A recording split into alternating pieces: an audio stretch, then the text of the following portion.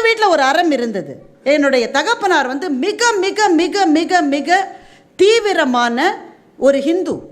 பிள்ளையார் மீது அவருக்கு அவ்வளவு நம்பிக்கை உண்டு. அந்த 3 பட்டை இல்லாமல் அவர் எங்கேயுமே அவர் யாரும் பார்த்துருக்க முடியாது. ஆனால் அவர் பணி செய்தது திருவல்லிக்கேணியிலே இருந்த முஸ்லீம் ஹையர் செகண்டரி பள்ளியில் 30 வருஷங்கள் தலைமை ஆசிரியராக அவர் பணியாற்றினார். 30 வருஷம்.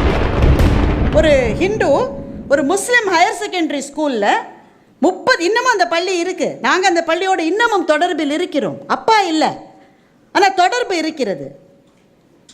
அந்த பள்ளியினுடைய வளாகத்துக்குள்ளே அவங்களுக்கு ஒரு பிரச்சனை வந்தது. என்னென்னா +2லாம் வந்த பிறகு எக்ஸ்டெண்டட் கிளாஸஸ். ஸோ அந்த நமாஸ்க்கு போக வேண்டிய நேரத்தில் வந்து பிள்ளைகளை வெளியிலே அனுப்ப முடியாது. அதனால் பள்ளி வளாகத்துக்குள்ளேயே ஒரு மசூதி கட்ட வேண்டும் என்று அவர்கள் முடிவெடுத்தார்கள். இந்த முடிவை செயல்படுத்தியது எங்கள் அப்பா தான். பைக்ராப்ஸ் ரோட்டில் இருக்கிற கடைகளில் பெரும்பாலும் இஸ்லாமிய அன்பர்களுடைய கடைகள் தான். ஒவ்வொரு கடைக்கும் போய் எங்கள் அப்பா டொனேஷன் வசூலித்திருக்கிறார். நல்ல ஃபுல் விபூதியோட.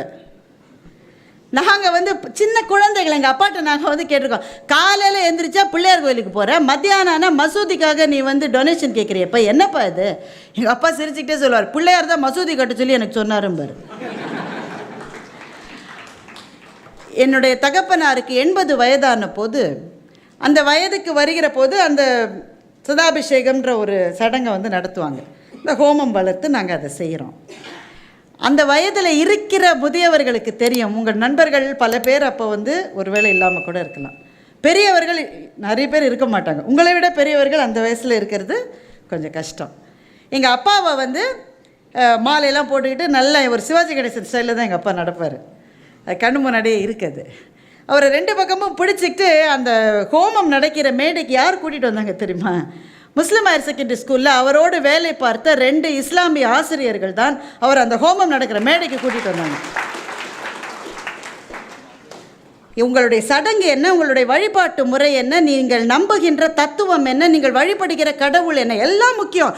எல்லாவற்றையும் விட மனிதம் முக்கியம் என்பது எங்கள் வீட்டில் இருந்த அறம். நான் தான் பெருசு, என் ஜாதி பெருசு, என் மதம் பெருசு, என் நம்பிக்கை பெருசுன்னு பார்க்கிற மனிதர்களுக்கெல்லாம் வர்ணம் அடிக்காமல் இருப்பது ஒரு அறம். அந்த அறம் இந்த தேசத்தில் பல இல்லங்களில் இருந்தது. எங்கள் வீட்டில் இருந்தது. எங்கள் வீட்டில் அது இருந்தது. வீடுகளில் இந்த அறம் இல்லாவிட்டால் வீதிகளில் இந்த அறம் வர முடியாது.